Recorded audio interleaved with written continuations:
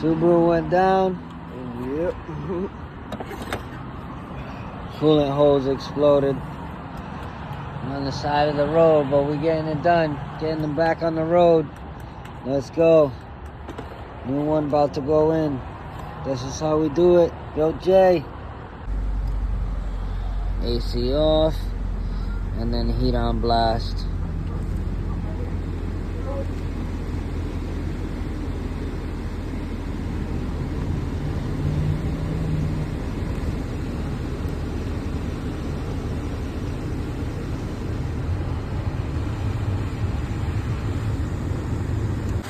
So now you got the hose on. You want to check for the leaks. Make sure there's no leaks. Put some new clamps on. Should be good to go. And then you want to bleed the system of any air bubbles. Should take about 15 minutes. Let this thing idle.